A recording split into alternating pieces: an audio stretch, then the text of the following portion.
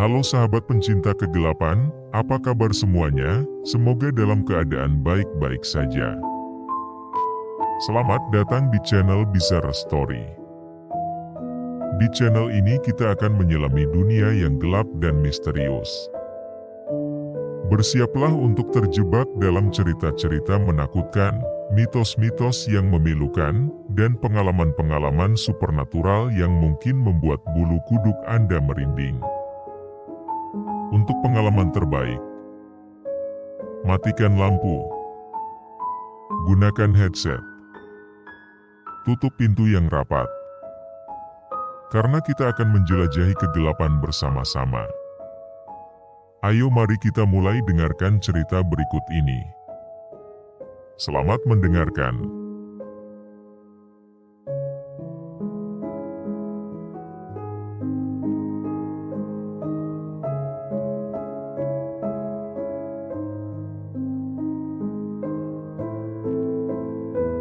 Malam itu, ketika malam Jumat berlalu dengan fenomena gaib yang mengerikan, aku sedang berada di Kampung Ciputri, Kelurahan Cigugur, tengah kota Cimahi. Jam telah menunjukkan pukul 8.30 malam ketika aku melepas lelah setelah menjalankan rutinitas harian. Saat itu, dering suara handphoneku memecah keheningan malam. Aku terkejut saat melihat nama Deden, seorang rekan wartawan dari media tabloid Buser Trans, di layar teleponku. Kami sudah lama tidak bertemu, jadi aku menjawab panggilannya. Halo, Kang. Akang ada di rumah? Tanya Deden. Aku mengiyakan, dan dia menyampaikan rencananya untuk datang ke rumahku bersama Chandra. Beberapa jam kemudian, Deden dan Chandra tiba di rumahku. Kami berbicara sejenak dan sepakat untuk pergi bersama dengan harapan mendapatkan berita menarik untuk edisi berikutnya. Kami mengendarai mobil dinas kantor dan berkeliling kota Bandung selama hampir 2 jam, tetapi hasilnya tidak kunjung memuaskan. Kami mulai merasa bingung tentang langkah selanjutnya. Chandra akhirnya mengajukan pertanyaan, sudah malam begini, mau pergi kemana lagi, kan? Aku pun bingung, dan Deden mengusulkan untuk pergi ke Ciputri ke rumah seorang wanita bernama Indri. Chandra menyetujui, dan kami segera menuju Ciputri. Namun, ketika kami sampai di rumah Indri, pintunya terkunci. Kami bertiga akhirnya memutuskan untuk duduk di pinggir jalan dekat rumah susun yang bersebelahan dengan pesantren At-Taqwa untuk menghilangkan kebosanan.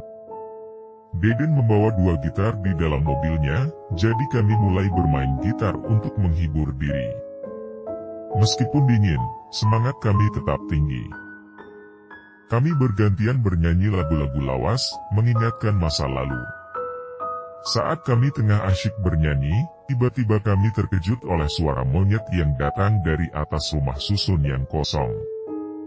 Monyet itu terlihat jinak dan mendekati kami seakan ingin bergabung.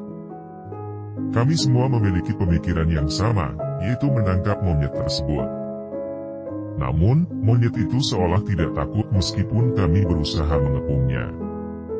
Monyet itu hanya melompat kecil seperti jinak merpati, membuat kami semakin penasaran.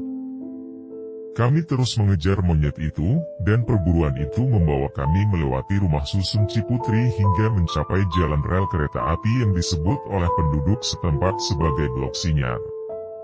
Capek dan frustrasi karena merasa dipermainkan oleh monyet tersebut, Deden akhirnya mengambil sebuah batu di sisi rel kereta api dan melemparnya ke monyet tersebut. Monyet itu berteriak kesakitan, tetapi yang lebih mengejutkan adalah, meskipun sudah terkena lemparan batu yang keras, monyet itu tetap berlari kecil menuju gorong-gorong yang ada di bawah rel kereta api. Kami terus mengejar, dan ketika kami mengarahkan senter ke dalam gorong-gorong, kami melihat sesuatu yang tak terduga. Monyet itu berubah menjadi sosok manusia hitam yang menakutkan, dengan mata besar, gigi bertaring, dan lidah menjulur seperti makhluk mengerikan. Ia seakan ingin mengejar dan menyerang kami. Tanpa berpikir panjang, kami berdua berlari dengan kecepatan tinggi, tanpa memperdulikan Deden yang jatuh dan pingsan karena ketakutan. Kami kembali ke rumah susun tempat kami awalnya mengejar monyet, namun saat kami sampai di sana, Deden tidak ada. Perasaan was-was menghantui kami berdua, dan setelah beberapa waktu, Deden tiba dengan dibantu 2 orang hansip yang sedang meronda. Mereka menemukan Deden dalam keadaan pingsan dengan punggung sebelah kanannya membiru, persis seperti bagian yang ia lemparkan dengan batu ke monyet tadi. Kisah horor malam Jumat di Ciputri ini akan selalu menghantui kami, dan kami tidak pernah bisa melupakan pengalaman mengerikan itu. Kami membawa Deden ke rumah sakit setempat, dan setelah pemeriksaan medis, dokter menyimpulkan bahwa cedera pada punggung Deden tidak memiliki penyebab medis yang jelas. Ini semakin membingungkan kami karena kejadian aneh yang baru saja kami saksikan. Kami berdiskusi tentang apa yang telah kami alami di malam itu.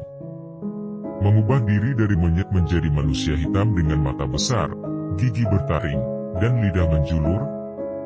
Ini adalah hal yang tak masuk akal. Kami mencoba mencari tahu lebih banyak tentang sejarah dan legenda kampung Ciputri, dan kami menemukan cerita-cerita tua tentang makhluk gaib yang sering muncul di malam hari. Namun, tidak ada yang benar-benar cocok dengan apa yang kami alami. Kami terus merasa tertekan dan takut setelah malam itu. Setiap kali Deden melihat monyet atau mendengar suara monyet, ia merasa takut dan gemetar. Kami merasa bahwa ada sesuatu yang sangat aneh dan tidak wajar terjadi di kampung Ciputri.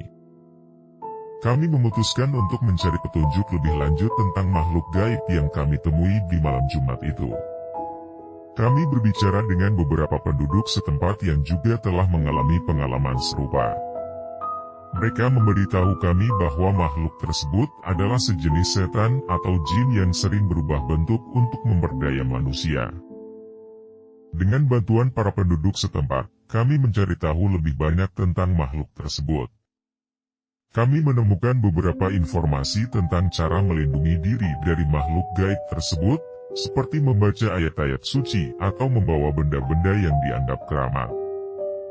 Kami juga mencoba menghubungi seorang dukun setempat yang dianggap memiliki pengetahuan tentang makhluk gaib di kampung Ciputri. Dengan bantuan dukun, kami berusaha membersihkan rumah susun tempat kami melihat makhluk tersebut. Dukun itu membacakan mantra-mantra khusus dan memberikan kami beberapa sarana perlindungan. Setelah itu, kami merasa sedikit lebih aman, meskipun tetap waspada. Malam-malam berikutnya, kami tidak lagi melihat makhluk tersebut. Kami berharap bahwa dengan bantuan dukun dan pengetahuan yang kami dapatkan, kami dapat menghindari pertemuan dengan makhluk gaib yang mengerikan itu di masa depan. Kisah horor malam Jumat di Ciputri menjadi pelajaran bagi kami bahwa dunia ini masih menyimpan banyak misteri yang sulit dijelaskan. Kami berjanji untuk tetap waspada dan berhati-hati dalam menjalani kehidupan sehari-hari, terutama di tempat-tempat yang dipenuhi cerita-cerita gaib seperti kampung Ciputri. Malam Jumat itu, setelah pengalaman mengerikan yang kami alami dengan makhluk gaib di kampung Ciputri, kami masih berada di tingkat kehati-hatian yang tinggi. Kami mencoba untuk tidak lagi pergi keluar saat malam tiba, tetapi takdir berkata lain.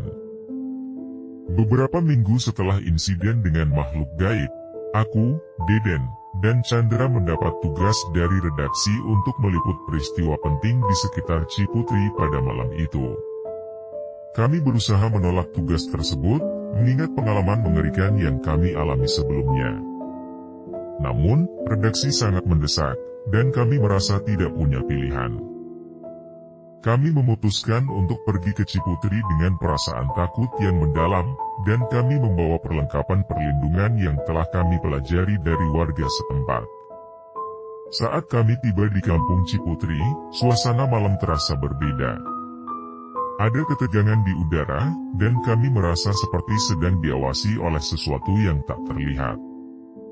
Kami mulai meliput berita dengan cepat, berharap bisa menyelesaikan tugas secepat mungkin dan meninggalkan kampung itu.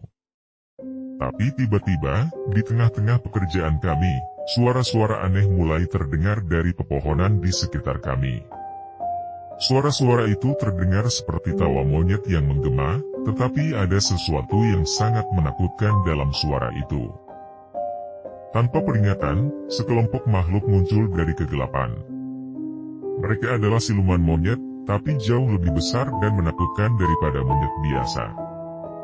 Bulu-bulu mereka mengkilat dalam cahaya rembulan, dan mata mereka memancarkan cahaya merah yang mengerikan. Dengan mata penuh keganasan, kelompok siluman monyet itu mendekati kami dengan cepat. Kami segera mengaktifkan perlindungan yang kami bawa, membaca ayat-ayat suci, dan mencoba mengusir mereka. Namun, makhluk-makhluk itu tidak terpengaruh, bahkan semakin marah. Mereka menyerang kami dengan cara yang mengerikan. Mereka melompat dari cabang ke cabang dengan kecepatan luar biasa, mencoba merobek-robek perlindungan kami. Deden terluka oleh cakaran salah satu dari mereka, dan dia berteriak kesakitan. Kami berdua merasa sangat terancam. Sambil berusaha melindungi diri, kami mencoba melarikan diri dari serangan mereka. Kami berlari secepat mungkin, tetapi makhluk-makhluk itu terus mengejar kami dengan gerakan yang lincah dan cepat. Kami merasa takut dan terpojok oleh serangan mereka, tetapi tiba-tiba, cahaya terang dari langit menyinari makhluk-makhluk itu. Mereka tampak ketakutan dan lari menjauh dari kami. Kami tidak tahu apa yang menyelamatkan kami, tetapi kami tidak ingin tahu. Kami terus berlari hingga kami sampai di luar kampung Ciputri, dan kami bersyukur karena berhasil lolos dari serangan makhluk-makhluk itu. Pengalaman itu meninggalkan trauma mendalam pada kami, dan kami berjanji untuk tidak pernah kembali ke kampung Ciputri pada malam hari.